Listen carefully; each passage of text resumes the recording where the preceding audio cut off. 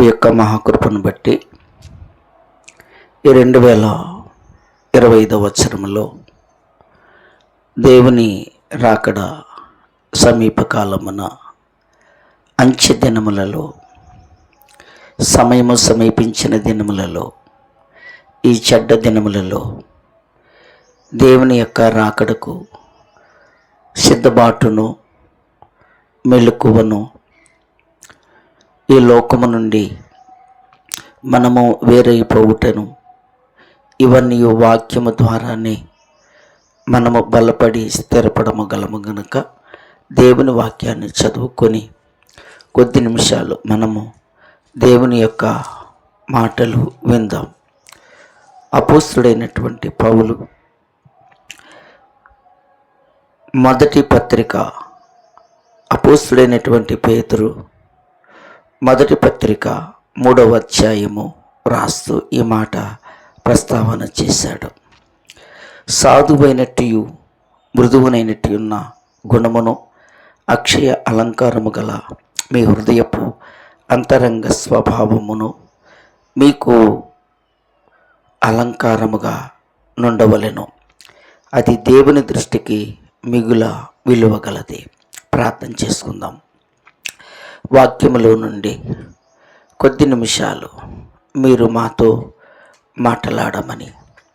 మాట్లాడనయ్యున్న యేసు నామమును బట్టి అడిగి వేడుకొనుచున్నాము తండ్రి, ఆమేన్.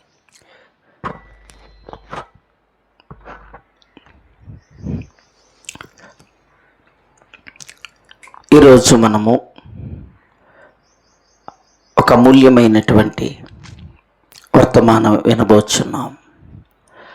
ఆ వర్తమానం ఏమిటంటే,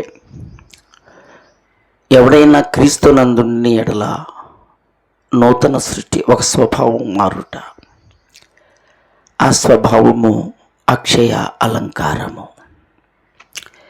చూడండి, చరిత్రను జ్ఞాపకం చేసుకున్నప్పుడు ఎస్తేరు గ్రంథములో ఆ రోజులలో బబులోను రాజు యెరూషలేమునకు సమీపించి యెరూషలేము మీద పడి యూదులందరూ చెదరగొట్టినటువంటి ఆ రోజులలో ఏమి జరిగిందంటే, ప్రాణభయముతో యూదులందరూ కూడా ఎక్కడ వారక్కడే యెరూషలేమును విడిచిన పశ్చాత్తాపము, యెరూషలేమును విడిచిన పరితాపము, మనము యెరూషలేమును ఎలా చేరుకొనుట అని హృదయ వేదన వారిలో నుండగా, దేవుడు తన కాల నిర్ణయమును బట్టి ఎస్తేరు అనబడినటువంటి ఒక యవనురాలిని దేవుడు బయటికి తీశాడు. ఆ యవనురాలు మొర్దెకై అనబడిన ఒక యూదుడు. మొర్దెకై అనగా తగ్గించబడినవాడు, దేవునికి తప్ప ఈ లోకములో దేనికిని అతడు నమస్కారం చేయనివాడు. ప్రకృతి సంబంధమైన వాటి వైపు చూడడు. అతడు ఈ లోక క్షయమైన అలంకారముల వైపు చూడడు. దేవుని వైపు చూసే ఆ వ్యక్తి పెంపకములో పెరిగినటువంటి ఎస్తేరు. చూడండి, ఒక సమస్యను చేయించాలి అంటే మనము విశ్వాసమందు స్థిరత్వము కలిగి ఉండాలి. ఆ రోజులలో ఎస్తేరు ఈ లోకములో ఉన్న అలంకారము కాక దేవుని దృష్టికి విలువైనది ఏది, విలువగలది ఏది అనే అలంకారము ఆమె సంపాదించుకొనడానికి ఎస్తేరు చక్కని రూపము. ఆ రూపము చూడండి, ఎస్తేరు గ్రంథములో 2వ అధ్యాయములో ఒక మాట ఉంది. ఆమె అందమైన రూపమును సుందర ముఖము గలదై ఉండెను అని ఎస్తేరు గ్రంథము 2వ అధ్యాయము 7వ వచనములో ఉంది. చూడండి, ఏ రూపమంట? అందమైన రూపము, సుందరమైన రూపము. ఆ రూపమే అక్షయ అలంకారం.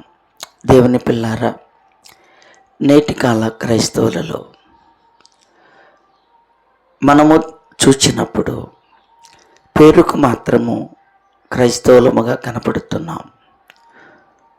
ఒక సమస్యను జయించాలి అంటే, ఒక శోధన జయించాలి అంటే పై రూపము కాదు సుమా, హృదయములో ఉన్న ఒక అక్షయ అలంకారము, అనగా నీ లోపట నీ హృదయము, అనగా నీ లోపట నీలో ఉన్న ఆత్మ, అది దేవునిది. అది దేవునికి ఇష్టమైన రూపముగా మనం ఉండాలి అంటే లోకము లోపలికి రాకూడదు. ఇక్కడ ఏ మాట కనపడుతుంది? సుందరము గలది, అందమైనది అని ఉంది. ఏంటి మాట? ఆమె కోరింది ఏమిటి? లోకములో బైబిల్ గ్రంథములో, ఎస్తేరు గ్రంథములో ఒక మాట ఉంది. అహేశ్వరుష్ అంటాడు, అమ్మా నీ కోరిక ఏమిటి? ఆమె కోరికలో మొదటి లక్షణం ఏమిటో తెలుసా? ఈ లోక సౌందర్యము నాకు వద్దు, ఈ పై అలంకారము నాకొద్దు, నాకు అక్షయ అలంకారము కావాలి. నేను దేవునిని చూచే రూపము కావాలి, దేవుడు నన్ను చూసి మెచ్చుకునే రూపము కావాలి. చూడండి, ఎస్తేరు చక్కని అందమైనది, సుందరమైనది అనడానికి ఆమె కోరుకున్నది ఈ లోకములో ఏమీ కోరుకోలేదు. అక్షయ అలంకారము, సాధువైనటిదియు మృదువునైనటువంటి అక్షయ అలంకారం. ఇది లోపట అలంకారం. అవును, దేవుడు చూసేది పై రూపము కాదు సుమ. నీ మాటలో ఉన్న, నీ పాటలో ఉన్న, నీ ప్రార్థనలో ఉన్న వేషధారణ చూసేవాడు కాదు దేవుడు. లోపట చూసేవాడు. లోపట ఏముందో తెలుసా? మొదటి సమూయేలు గ్రంథము 16వ అధ్యాయం 7వ వచనములో, మనుషులు పైరూపమును లక్ష్య పెడతాడు, కానీ దేవుడు హృదయమును లక్ష్య పెడతాడు. నిజమే కదా? మనము పైరూపమును అనేకులకు చూపించడానికి ప్రార్థనా పరులమని, వస్త్రముల ద్వారా ప్రార్థనా పరులమని, పాటల ద్వారా ప్రార్థనా పరులమని, ఏవేవో ప్రార్థనల ద్వారా, అమ్మో ఈ లోకములో నేనే భక్తి పరులు, ఇది పరిశీలికున్నటువంటి ఆనాడు క్రీస్తు కాలంలో కూడా ఉన్నారు, హెచ్చించుకునేవారు. అది దేవునికి ఇష్టము కాదు. ఎప్పుడైతే నీ పై అలంకారమును ఆకర్షించుకొని అందరిలో నేను గనుడను, ఘనతనొందిన దానను కావాలి అనుకుంటావో, దేవుని దృష్టిలో అప్పుడే నీవు దూరం అయిపోతావు. నీ ప్రార్థనకు నెరవేర్పు ఉండదు, నీ కోరిక నెరవేరదురా. ఒకసారి నువ్వు ఆలోచించావా? ఆనాడు బబులోను రాజు ఇజ్రాయేలు దేశం మీదకి వచ్చి యూదులందరినీ చెదరగొట్టి, చూడండి, భయంకరమైనటువంటి పాలనలో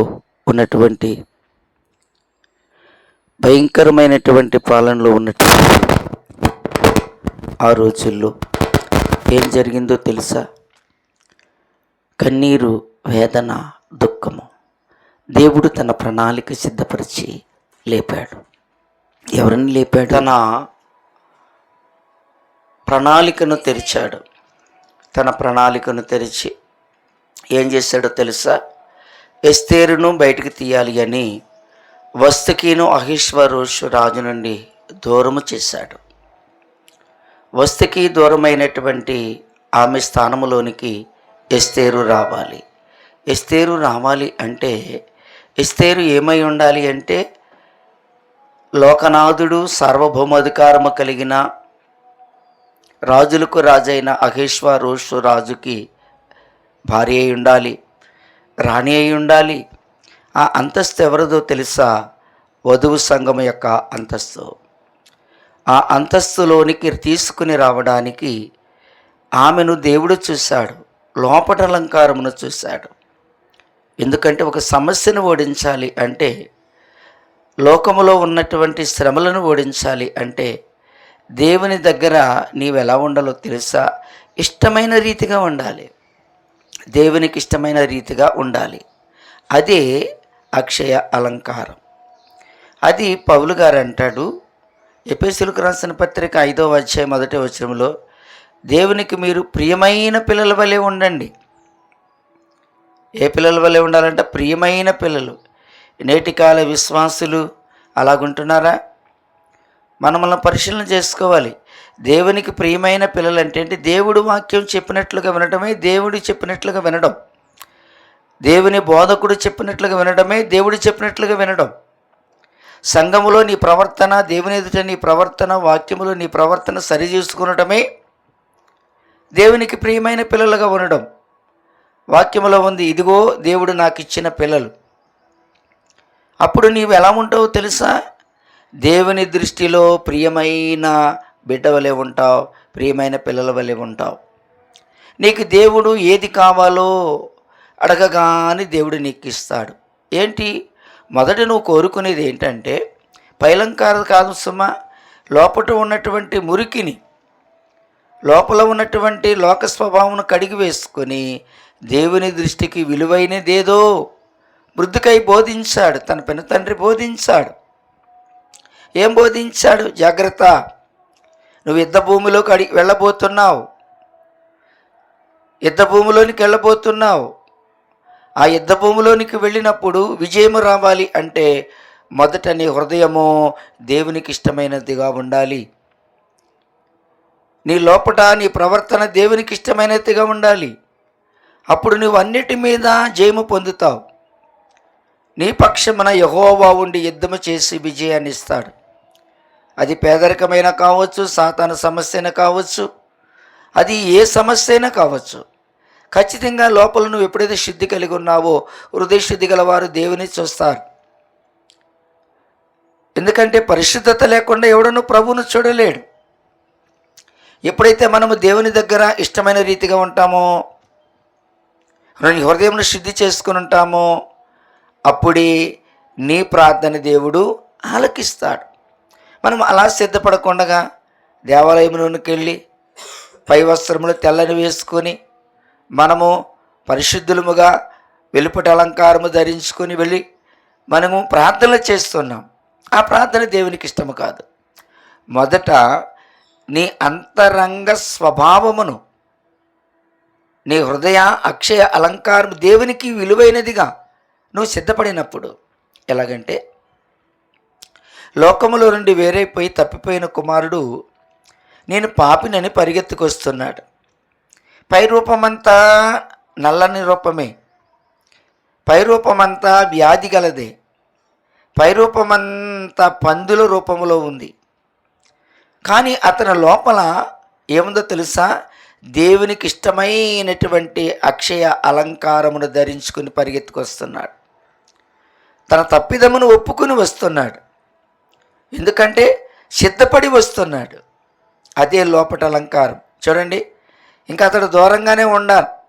తండ్రి అనుకుంటున్నాడు, దగ్గరకు రాకముందే నా కొడుకు దగ్గరికి ఎప్పుడు వెళ్ళిదునా, నా కుమార్తె దగ్గరికి ఎప్పుడు వెళ్ళిదునా, నా సంఘం దగ్గరికి ఎప్పుడు వెళ్ళిదునా, నా విశ్వాసి దగ్గరికి ఎప్పుడు వెళ్ళిదునా, ఆ ప్రార్థన నేను ఎప్పుడు అంగీకరిందునా, పరిగెత్తుకుని వెళ్ళి మెడవేసుకుని ముద్దు పెట్టుకున్నాడని మనము లూకాసు వార్తలో 15వ అధ్యాయంలో 20వ వచనంలో చూస్తాం.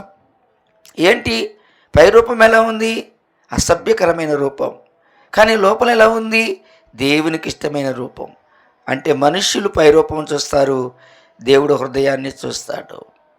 ఇది మనము క్రైస్తవులముగా ప్రతి ఒక్కరూ అవలంబించినప్పుడు ఎస్తేరు ఎక్కడికి వెళ్ళింది తెలుసా? మొదట క్రీస్తునికి ఇష్టమైన రూపమును లోపల ధరించుకుంది. ఆమె కోరింది ఏమిటి? ఆమె కోరిక ఏమిటంటే నేను దేవునికి ఇష్టమైనట్లుగా నా హృదయాన్ని శుద్ధి చేసుకోవాలి. రెండోది, హేగే వశములోనికి అప్పగింపబడినప్పుడు ఆనాటి కాల అకేశ్వరోషు రాజు వస్తుకి తప్పుకున్న తర్వాత లోక కన్యకలందరినీ చేర్పించి అక్కడ హేగే వశములోనికి అప్పగించినప్పుడు ఇక్కడ ఎస్తేరు హేగే నిర్ణయించిన అలంకారము తప్ప మరేది కోరుకోలేదు. అంటే పరిశుద్ధాత్మక సాదృశ్యం హేగే. వాక్యము చెప్పినట్లుగా అలంకరించటము తప్ప ఇంకా లోకములో ఎవరి మాట వినలేదు. అది ఆమెను చూడగా అందరికీ దయ పుట్టుకొచ్చింది.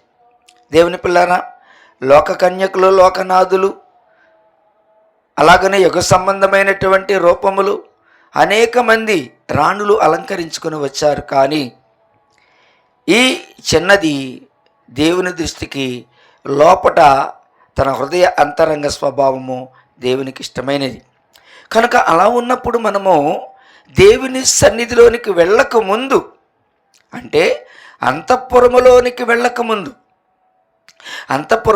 వెళ్ళకముందు అనగా మనము దేవాలయములోనికి వెళ్ళకముందు నీ ప్రవర్తన నీ ఇంటి దగ్గర సరిచూసుకోవాలి.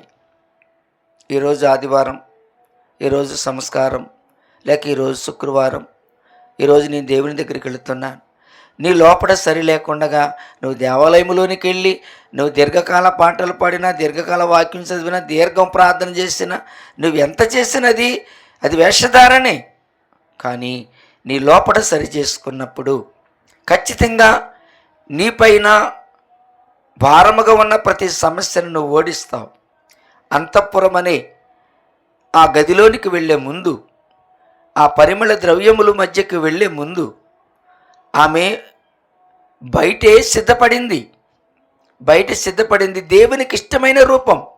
మొదట దేవునికి ఇష్టమైపోయింది. అంతఃపురములోనికి వెళ్ళకముందే దేవునికి ఇష్టమైపోయింది ఆమె. ఈ రోజున నా దేవుని పిల్లారా, ఇదిగో ఈరోజు బైబిల్ మిషను అనే ఎస్తేరు అనగా నక్షత్రం. ఈ నక్షత్రం తూర్పు నక్షత్రం అనగా దేవుని రాకడకు, దేవుని వైపు, నీతి సూర్యుని వైపు, తూర్పు అనగా నీతి సూర్యుడు ఉదయించే కాంతి. ఆ కాంతి వైపు మనము చూసే దేవుని పిల్లలుగా ఉన్నప్పుడు ఖచ్చితంగా మనం సమస్యను ఓడించగలం. కనుక ఎస్తేరుకు నీ కోరికేమిటి అని అహష్వేరోషు అడిగినప్పుడు మొదటి కోరిక ఏంటో తెలుసా? ఆమెకున్నది అక్షయ అలంకారం. రెండవ కోరిక ఏమిటో తెలుసా? పరిశుద్ధాత్ముడు చెప్పినట్లు చేయటం. ఏగే నిర్ణయించిన అలంకారము తప్ప మరేమీ కోరుకోలేదు. అలాగున నువ్వు బైబిల్ ప్రకారముగా దుష్టుని ఆలోచన చప్పున నడవక, పాపుల మార్గమున నిలవక, అపహాసులు కూర్చున్న చోటను కూర్చుండక, దేవుని ధర్మశాస్త్రమును దివారాత్రులు ధ్యానించినప్పుడు దేవునిలో ఉన్న వాక్యము మనతో మాట్లాడుతున్న ఆయన నిధిలో మనకి ఏమి దాచాడో ప్రతి ఆశీర్వాదమును మనం పొందుకుంటాం. కనుక దయచేసి మనము వెలుపట అలంకారమునకు ఆరాటపడకుండగా లోపట అలంకారమునకు ఆరాటపడి మన ముందు ఉన్నటువంటి పోరాటములో విజయము పొందుదుము గాక. ఆమేన్. దయగలిగిన మా తండ్రి, దయగల నామమునకు నమస్కారములు. విత్తిన వాక్యము సాతాను ఎత్తుకొని పోకుండగా అనేకులకు ఆకర్షించుకున్నట్లు నిజమే, నేను వెలుపట అలంకారము కొరకు ఆతురత పడుతున్నాను. లోపట అలంకారము కొరకు నేను సిద్ధపడాలి. దీనిని నేను అంతరంగ స్వభావమును దేవునికి విలువైనదిగా నేను మార్చుకోవాలని ఆరాటం పుట్టించము. యేసు నామమును బట్టి అడిగి వేడుకొనుచున్నాము తండ్రి. ఆమేన్. మీ అందరికీ మరణాత.